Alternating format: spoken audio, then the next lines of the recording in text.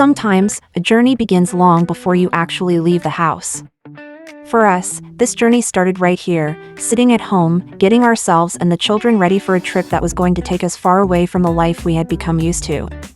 And as you can see, my husband was already on duty. He was helping me take down my old braids because, apparently, traveling is not enough work by itself. We also had to make sure everybody's hair was looking fresh. And honestly, this was only the beginning. Because when you are traveling with children, especially little children, getting ready is almost like preparing for a military operation. You think you're ready. Then you look at the children. And suddenly, you realize you're not ready at all. But there was something special about this trip. We weren't just going somewhere for a holiday. We were taking our children to Cameroon.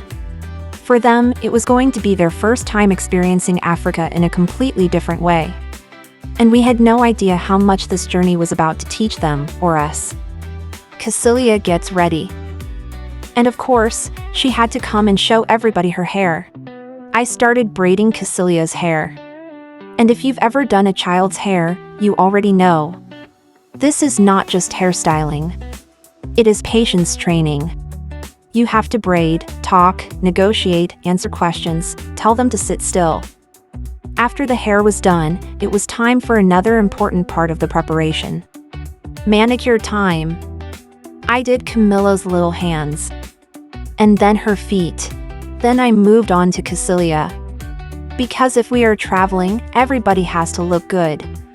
At this point, our preparation was slowly turning into a full family beauty salon. But while Mommy was busy with the girls, Daddy had his own assignment, making sweet corn salad. Now, I don't know if he was making the salad for the family, or making sure he had enough to taste test before serving it. And somehow, through all the chaos, everything eventually comes together. And before we knew it, it was time to leave. I have to apologize for something. We don't have clips of us leaving the house, getting into the car, driving to the airport, or checking in. By the time we started filming properly, we had already completed the check-in and were heading toward immigration. So next time, we will definitely do better. But at least we captured what happened next. And this is where the real adventure started. Camilla decided she was ready. She grabbed her little suitcase and started pulling it all by herself. Nobody was allowed to help her. This suitcase was her responsibility. And honestly, I think she had already decided that she was an experienced traveler. She was walking through the airport like, "Everybody move. I know what I'm doing." Boarding the plane. Finally, it was time to board. This part of the journey always feels different. Because once you step onto that plane, there is no turning back. You are officially on your way. We found our seats, settled the children, organized the luggage, and tried to get everybody comfortable. And when you're traveling with children, the first few minutes on a plane can feel like a small battle. Someone wants water. Someone wants to move. Someone wants a snack. Someone wants to look out the window. And somehow, the parents are trying to do all of this while also finding their own seats. But once everybody finally settled down, I had a moment to look around. I thought about where we were going. Cameroon. The country that would soon become the backdrop to so many memories. And I thought about our children. They were sitting there, not fully understanding how big this journey was. They didn't know that soon they would be walking on Red Village soil. They didn't know they would meet family members they had never met before. They didn't know they would play with other children in a completely different environment. They didn't know that this trip was going to become one of those childhood memories they might carry forever. And that is the beautiful thing about children. They don't need to understand the whole journey. They just enjoy the moment. And little Camilla? She was probably more interested in her suitcase than the destination. Transit, Ethiopian Airlines. Our journey was with Ethiopian Airlines, and we had a transit in Addis Ababa, Ethiopia, at Bole International Airport. And if you've ever traveled with children, you know that a transit is not exactly a break. We had arrived. Camilla's first little drama in Cameroon. And of course, Camilla had to make sure her arrival was memorable. She was playing with a little girl at the airport. Outside Douala International Airport. Then we stepped outside. And this was the first real moment where I felt, we are here. Cars everywhere. Taxis. People coming and going. Buses. After leaving the airport, we went to the hotel. We were sitting in the waiting area while my husband went to get the rooms ready. And I was there with my little sisters, who had come to welcome us at the airport.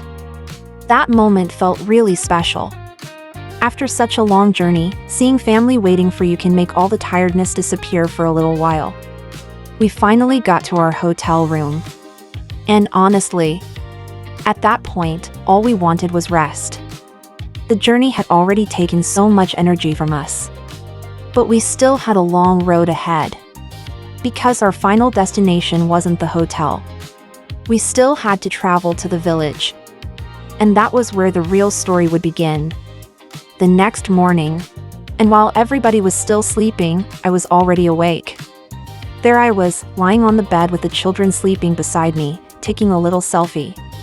And I remember looking at them and thinking about everything that had happened just to get to this moment. From doing their hair, to the airport, to the plane, to the transit, to arriving in Cameroon. And now they were sleeping peacefully beside me as if nothing had happened. Children are amazing like that. They can sleep through an entire journey and wake up asking, "Mommy, what's next?" Meanwhile, Mommy is wondering, "Can I please sleep for another 3 days?"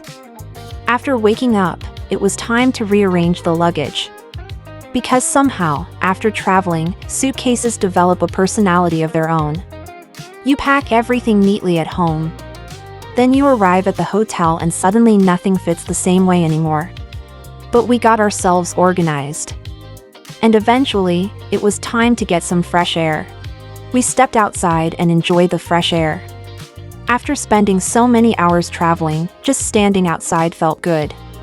There was movement all around us. People going about their day. Cars passing. And that feeling that life was already moving forward while we were getting ready for the next part of our journey. Because today, we were heading toward the village. We climbed onto a bike and headed out to reserve our seats for the trip. We went to get our tickets because we knew the journey to the village would be long. And before leaving, Daddy spotted something he liked. Slippers!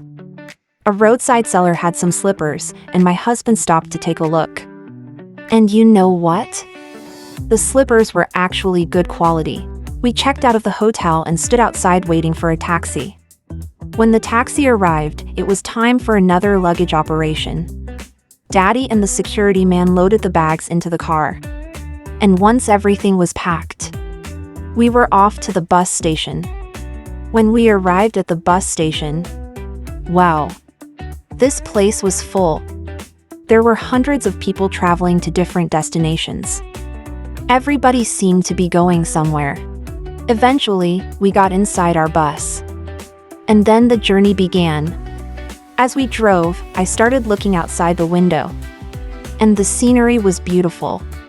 Roads stretching ahead. Nature. People walking. Motorbikes. Cars. Trucks. Taxis. Little moments of everyday life passing by.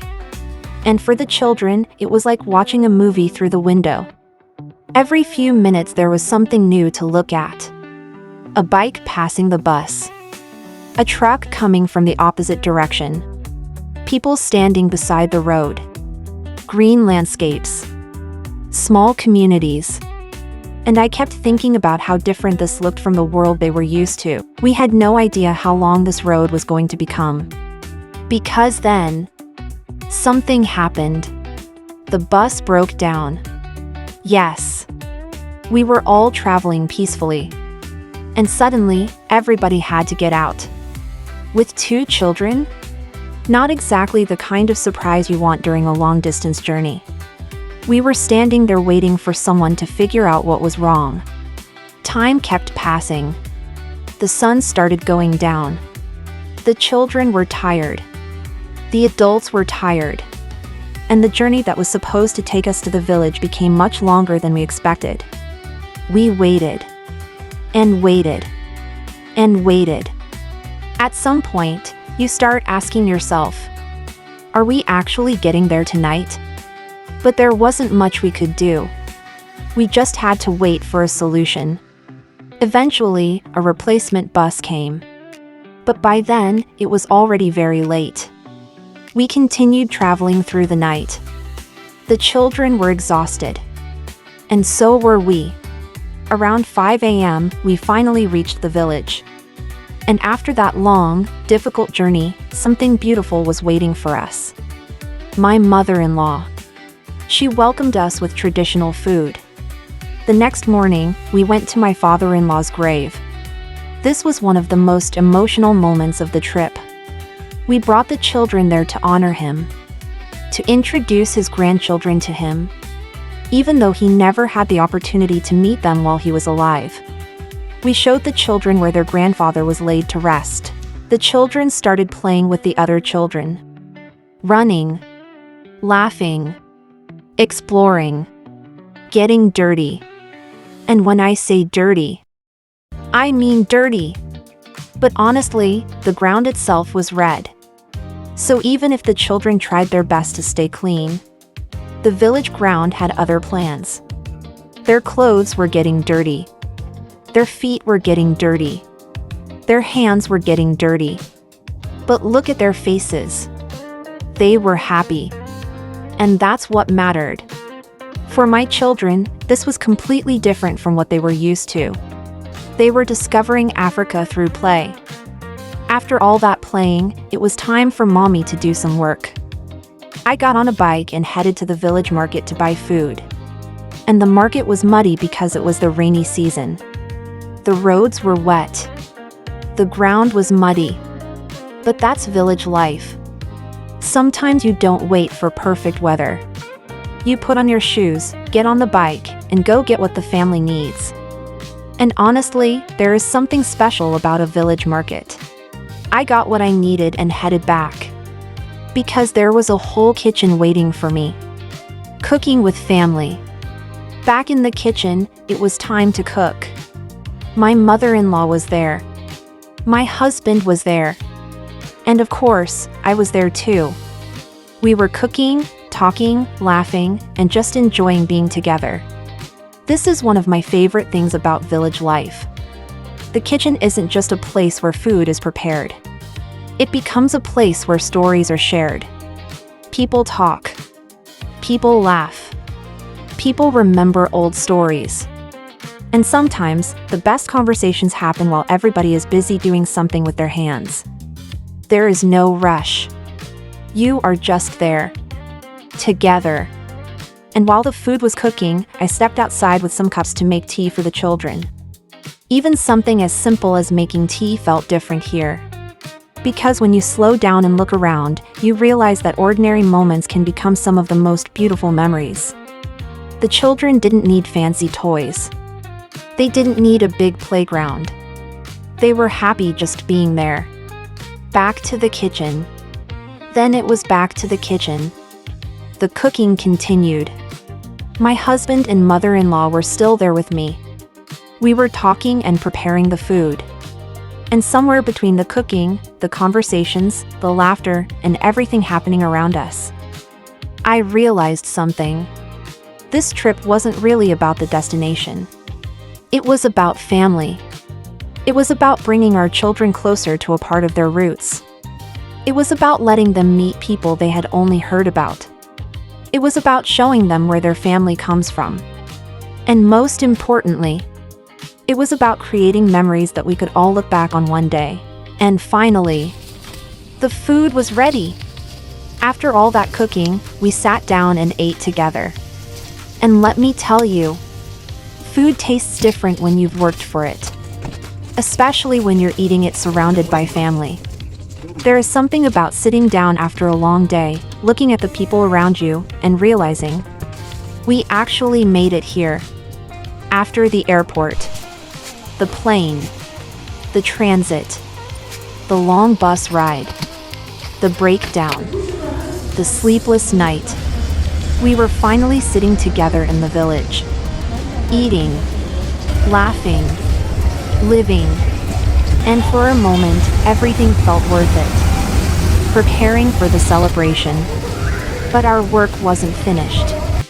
The celebration was coming, and the men of the family had work to do. My husband and his brother started cleaning and preparing the environment. The place needed to be ready. Everything had to be organized. Because something bigger was coming. A celebration. Family coming together. Food. People. Traditions. And many more memories.